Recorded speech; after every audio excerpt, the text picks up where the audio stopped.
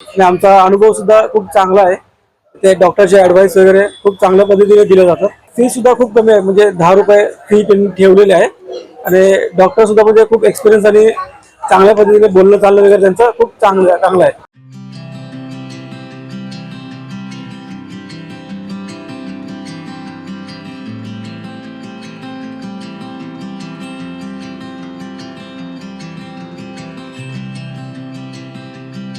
आम्ही काही दिवसापासून महाशिला क्लिनिकमध्ये येतोय आणि आमचा अनुभव सुद्धा खूप चांगला आहे.